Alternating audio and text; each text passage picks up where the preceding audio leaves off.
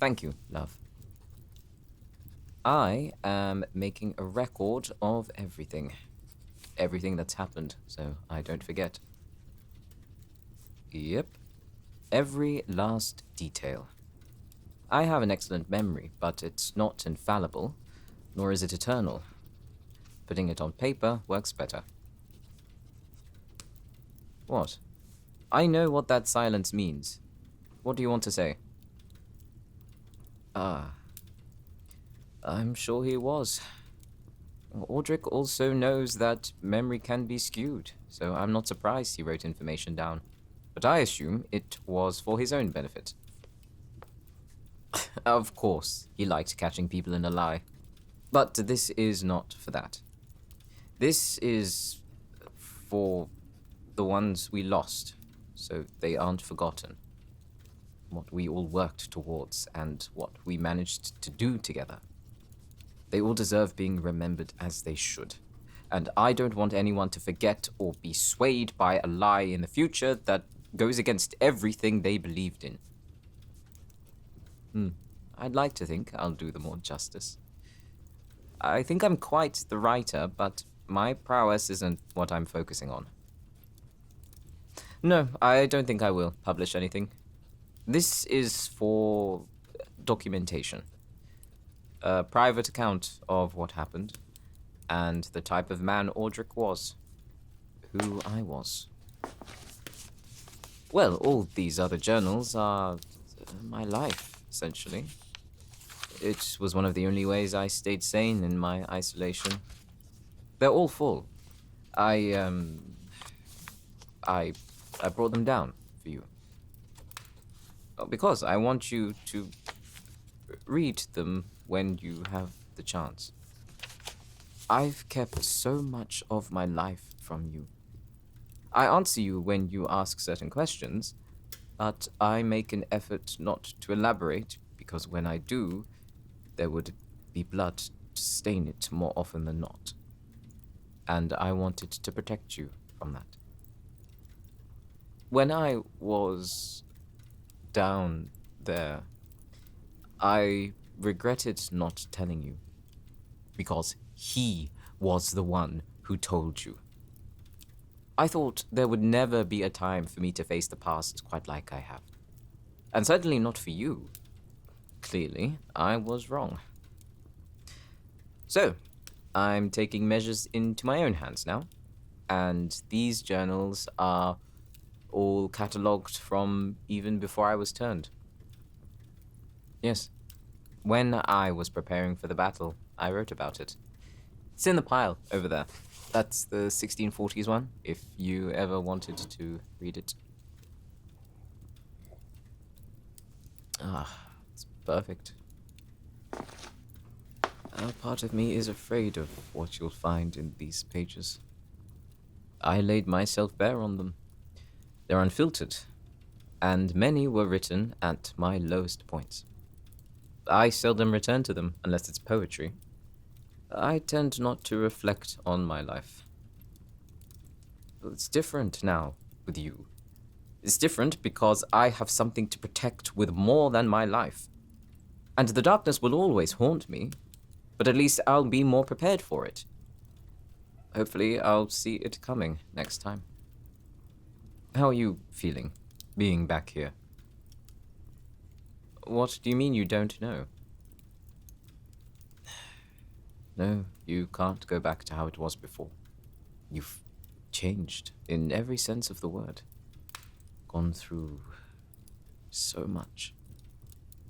Did you feel safe the last time you were here? Oh, that's good. And what about now? It makes sense for you to be more wary. I don't know whether it's good or bad. Because when you weren't wary, I was your protection, and you were ignorant of how bad it could get. But being wary also means that I am no longer a viable strength to protect you absolutely. It's good to be aware. No, I didn't want that. Keeping you oblivious would only prove to boost my ego. And after what happened, What self-respect I had left has just...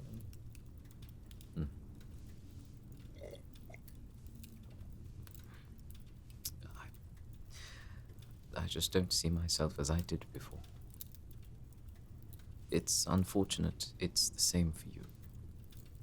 If you were to choose, would you go back to before all of this? Before New Orleans and the Trimidian and all the threats, including me? Love, the first time we met, you stabbed me, remember? I was definitely a threat to you then. And then I clung to you. And so did my haunted past. And here we are, on the other side of one chapter of my history. Do you think about it often? I agree. Too much has happened. I don't know if any of it was worth it. What do you regret? You normally find your true self in the face of desperation, what you're really capable of. But it's not you entirely, it's what you were forced to do. Really? What good things came out of this? Ah, yes, of course. How did it feel, seeing your family again? I'm glad you feel stronger. You are one of the strongest humans I know, and more than enough to bear their name. Well, I tried to charm them into thinking I could be enough for you. It had been a while since I felt that nervous meeting people, and a strong lineage at that. Thank you. I thought I did well, up until the moment I saw the portrait of Tobias hanging on the wall. I hadn't seen his face since 1644. And looking at him, he was not the type to judge, and I'd like to think he wouldn't, even now. But I want his judgment on if he feels I'm good enough to look after you. I know your parents believe that. I wonder if I deserve protecting you after everything. I don't know about being the best, but... What are you doing? I am talking to you.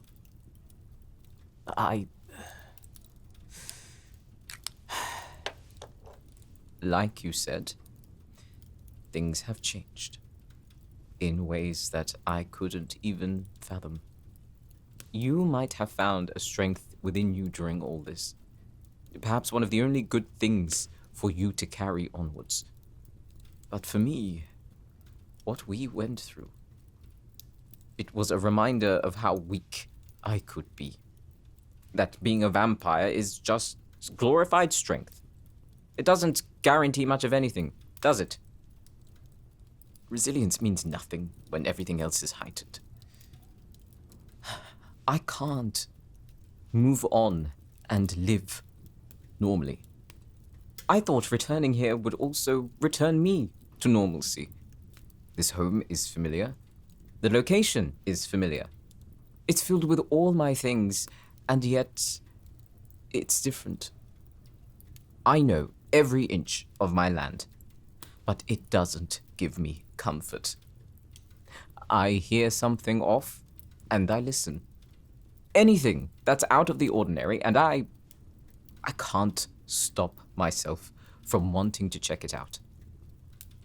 I didn't mean for me to be distracted. It's normally easier to block out the extra sounds because I'm not listening for them. I've trained my ears well enough to ignore the noise of the world. All the things that didn't matter. It could be paranoia, even though I don't want to admit it. Me, paranoid. I thought I was better than that.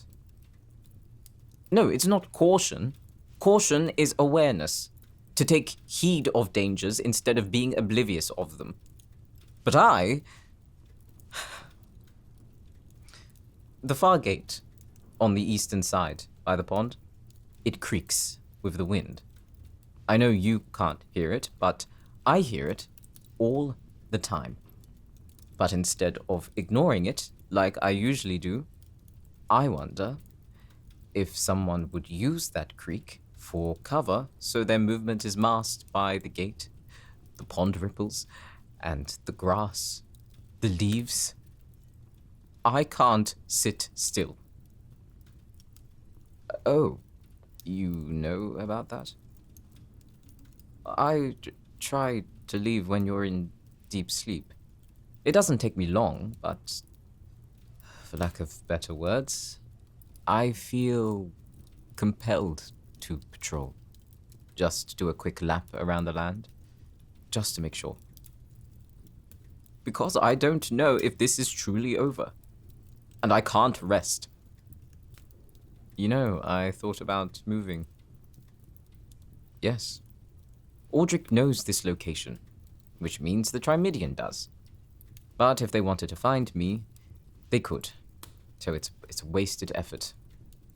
And at least here, well, I've been here long enough to know when something doesn't feel right. I don't know. They might want revenge on me for some godforsaken reason. Well, the bond was Aldrich's obsession, so maybe they might be interested in it now. Plus, I'm a vampire, so I'm naturally a target anyway. I still don't understand why they agreed to partner with him. I know he's dead, but he will always linger as long as I'm here. Whether we like it or not, he's part of both of us. He might not deserve my thoughts, but he is the reason we are both here. No, you're right. Xanthus is the reason. If I have one regret, it's that I never told him he was family. He never knew he had one, because I was too,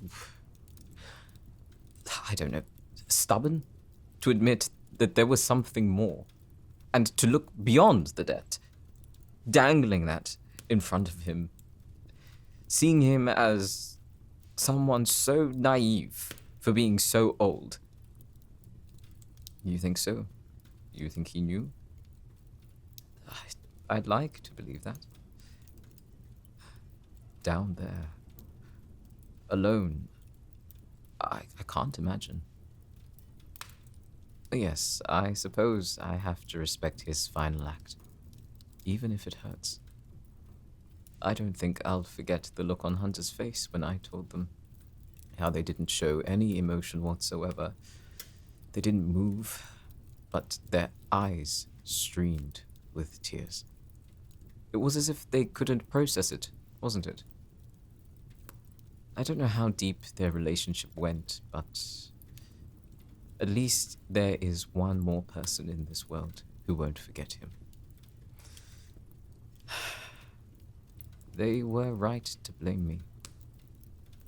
No, they were. I kept talking about the debt, which made Xanthus feel like he had to repay it. Any opportunity he was given to help, he used it. He didn't need to be down there. Yeah, I know I said that, but he was not supposed to be collateral damage. I didn't realize that until the moment I knew I couldn't save him. Everyone else was collateral, yes. It's unfortunate, but death is inevitable in battle, and it is indiscriminate to one's feelings. But it doesn't make the pain any better. Not even a win would. All I focused on was you. To see that you're alive, that's a victory to me. No, I didn't care about them. I appreciated and respected that they fought alongside me, but love, they offered to fight. We shared a common purpose, and they died for what they believed in. Most of them I didn't know until we were planning. Fran was a victim, manipulated by the Trimidian, by Aldrich, and targeted at me. She knew she would be good bait for what we wanted to do. I wasn't in any position to tell her no. She tried to kill you, and you spared her life. I was going to kill her. It was her idea to be the bait, and I respect her for it. Caring too much inhibits critical thinking. I've lived long enough to know that feelings come and go, and waiting for those few people to nurture a deep relationship is better than spreading yourself thin and caring for anyone who spares you a nice gesture. What? No, I don't think caring is a weakness. Well, for me, caring like that is a weakness. Because when I allow myself to care, I care wholly, unconditionally. And I know for you, you are compassionate, empathetic. Caring is a strength for you. Fundamentally, you and I, how we traverse this world, how we look at it, it's different. I know I can be a cynic, and I have been for a long time until the bond. I don't know if it's the sole reason that I care for you, but it certainly expedited it. Do you regret it, having the bond? Why don't you? And you will always have me, love. I want to live my life with you too. Thought about what? Being turned is the biggest decision you'll ever make. How long have you thought about it? I didn't know it was for so long. Of course, you didn't know about vampires back then, but when you knew how it happened, since then? Wow. And, have you decided? You don't have to hesitate talking to me. Not about this. It's your turn. Talk to me honestly. What do you mean? You think I'd worry less if you were turned? I mean, yes, you will be naturally more resilient, but you'll also be a fledgling with emotions you can't regulate, and senses you can't hone, and strength you've never used. It will be overwhelming. And the thirst.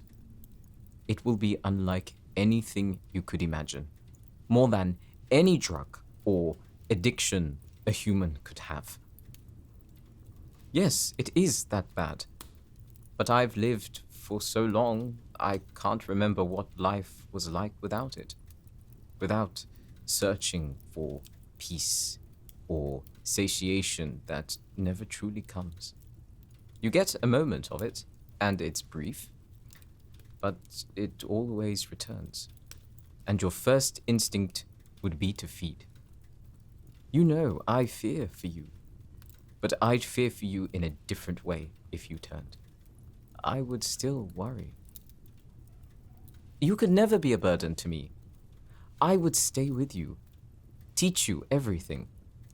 The first decade is by far the worst, but time won't be a factor for you and me. We'll deal with it together. Just think very carefully, because there's no going back. I'd bet that the majority of my kind never had a choice. We didn't even know it was one until we woke up and realized how cursed we really were. You have that choice. You will always have it. But that should not involve me. And regardless of what you decide, I will still love you. Of course. And I will never question it. I don't know. The bond... Technically, it will break. The bond breaks if you die, and you need to die to become a vampire. And I don't know what I'll feel. But the way Isis described it, what I've heard about vampires who lose their bonded humans, it seldom ends well for the vampire. And who knows, when you die and return, would you still feel the bond break? And if you do, that will be the first emotion you feel as a vampire. amplified 1,000-fold. Yes, I'd still let you. You are tethered to me, and I to you. We don't need a bond for that. Or at least I hope we don't. And I'm not your owner. I can't tell you what you can and can't do. Don't thank me for not restricting your autonomy. I should have no say over it. And being a vampire, as long as you consent to it, that's enough. And that's a question I ask myself all the time. If I had the choice, would I have made it? This isn't the kind of life I ever wanted to have. Obviously, in the early 1600s, I wasn't planning on living into the 21st century. I thought I would be a nobleman, like my father. I thought I would be the son who joined another strong family with ours. I think if it wasn't for the war, I would have had an arranged marriage lined up for me. When I was younger, I wanted to have a family. I wanted to have one boy and one girl, and a decent-sized land for them to grow up on.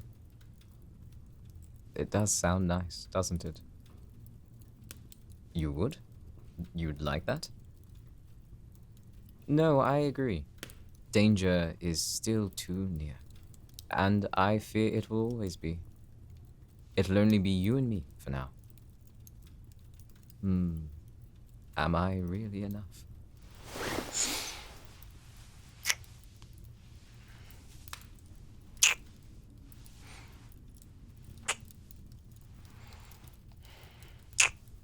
I'll take that as a yes.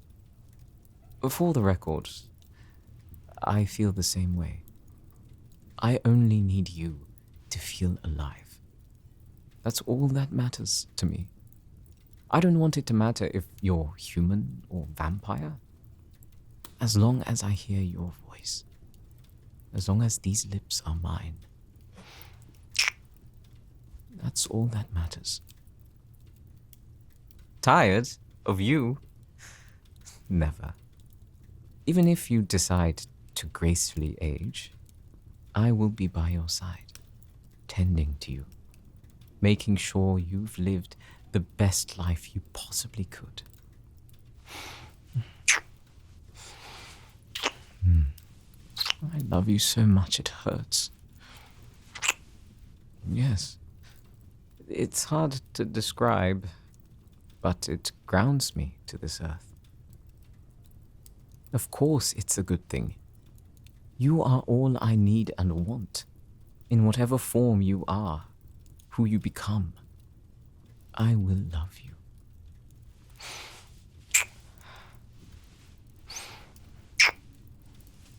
Every part of you.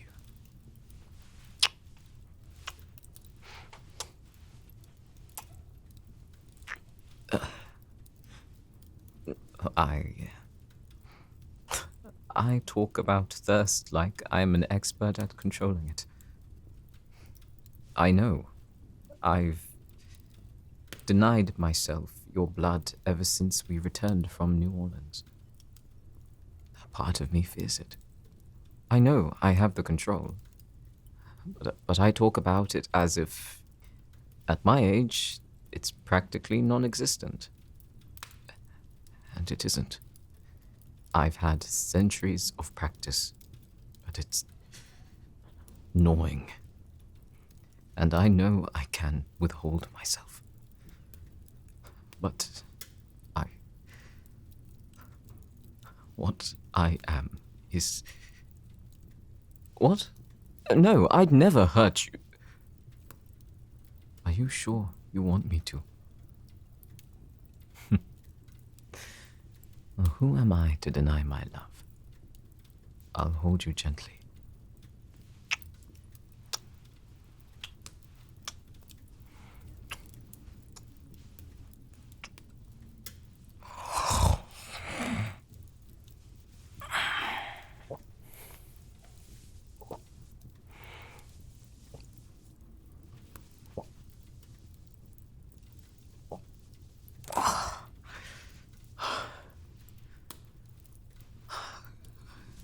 God, I love you. I'll never hurt you. Never.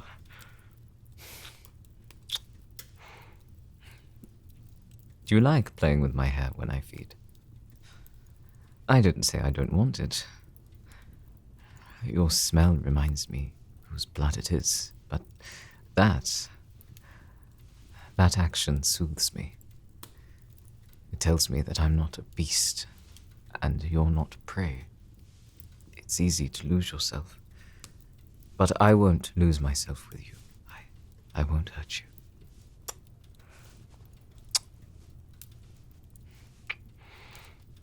Tap me when it gets too much.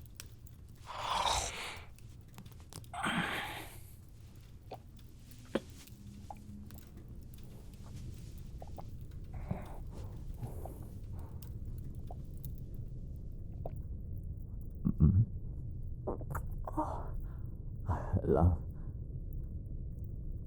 Okay, that's enough. Your heart was beating faster, but I couldn't tell if it was from the feeling or the blood loss. I told you to tap me when it's too much for you. Let me close the wound.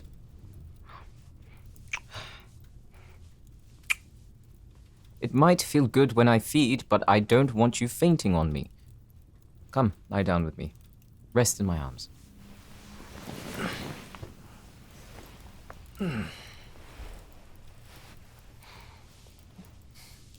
Looks like it's my turn to stroke your hair. Honestly, you are stubborn. Yes, I love you anyway. What do you want to ask? If you said you wanted to be a vampire, then I would accept that. And we would have to prepare. Prepare for what you'll feel. The best time to do it is at night, with minimal distractions.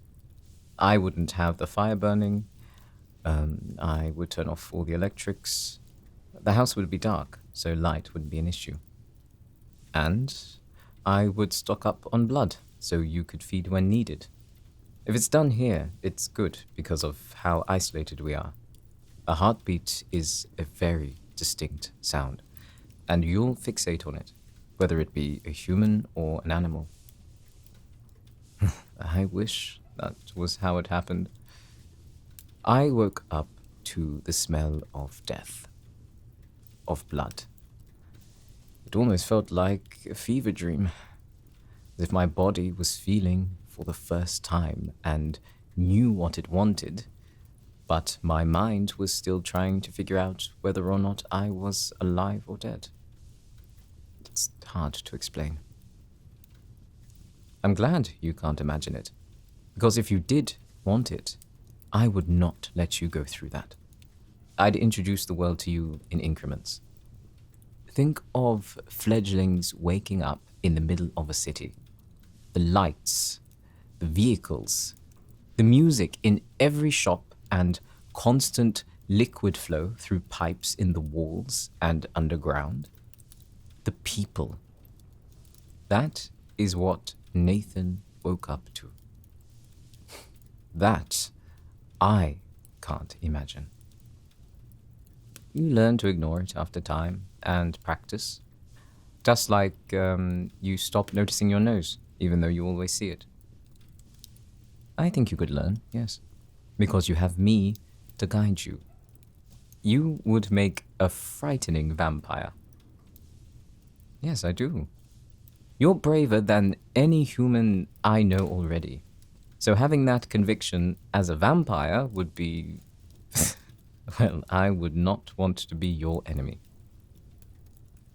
It would be almost impossible to not be brave. As a species, we attract death. The ones who don't fight die first. And the ones who adapt with what they've been given survive. Yes, like me. But that requires a certain amount of conviction you absolutely have. And if you didn't want to be a vampire, then I would accept that too. Watching you grow old is a part of our forever. I don't even want to think about you dying of age. But my priority would be you living a full life before that happened. Knowing that if you took that path and I was with you, that you wouldn't have many regrets. And you could close your eyes and drift into whatever waits after. Maybe I'd continue on, like Isis has. But I think it's also possible that I'll leave this life with you. Well, what would I have left? An estate that would be a constant reminder of what we had. I would be broken, body and soul. And I wouldn't want to sell it either because I lose a part of you with it. If we were lucky and had 70 more years after this, my memories would haunt me. And as time passed, it would take me further and further away from the last moment I had with you. The time when I was whole. I don't want to imagine my life without you. Not yet. No, my life before you was superficial. It was the same thing over and over again. Surviving the new era. Doing what I wanted. On the surface, it might sound like a good life, but when there's no purpose to what you're doing, even if it's for yourself, everything becomes hollow. My gallery is a side project. Yes, it's fun. It's nice to curate something that will inspire people. I have more money than I know what to do with. I own land and properties all over the world. But what does that mean? I suppose so. Just because it can mean anything, that doesn't equate to it meaning nothing. Perhaps I just don't know what to do with it yet. Other than spending my life with you, I don't think there is anything else I want to do. Oh, is that too forward of me? I know you like it. I heard your heart. Oh, just blood loss, is it? I see.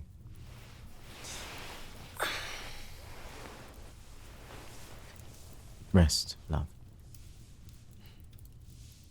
What? A bedtime story? What kind? One of my journals? No, I'm fine with it. I brought them out for a reason. I want you to learn more about me. This pile is the only one I can reach from here, so I'll take this one. What year is this? The 1710s. I believe I was still with Audric. I don't mind reading it. You'll know all of it eventually. It's my history, after all. Where do you want me to start?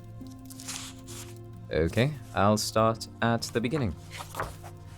Sunday, the 1st of January, year 1710. We moved to Brentwood in the morning.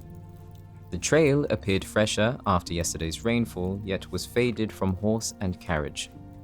We were 3 days behind in mortal length and made haste, for we tasted the dew of a brewing storm Audric would sooner curse than rejoice. Anna whined for reprieve and urged Audric to slow up pace, but...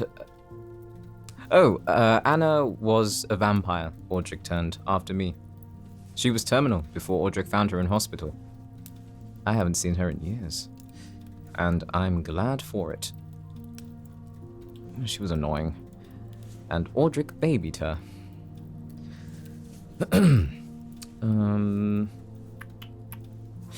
Yes. Anna whined for reprieve and urged Audric to slow our pace, but her plights went ignored, yet the clouds soon opened up for her. The first droplets fell at sundown, upon which we took shelter at an inn on the outskirts of Hutton after Anna's insistence on celebrating a new year. She attempted to quell Audric's frustration by compelling the innkeeper's son to drink a barrel of ale without breathing, and after Audric showed displeasure, suggested for the son to use the spigot to perform a dance of Audric's request, and assured its entertainment worth a feast on the patrons. Audric denied Anna's request and berated her ignorance of my affliction, and prohibited her from feeding, for the patrons were many, and along our road her victims lay in unmarked graves. Anna was like that. She didn't leave a drop of blood in the people she fed on. I was ushered to take my leave with Audric for the room. He did not trust my solitude, for he believed it encouraged my hunger, and decided to shadow my presence. Yet I am eager for his solitude, upon which his blood follows. He allowed me more this night for reasons unknown to me, but I did not question his silence, as he did not my eagerness. I drank from him and purposely applied pressure, awaiting the end. Yet he remained still and gave more patiently without verbal assurance. The urge to succumb to hunger has lessened.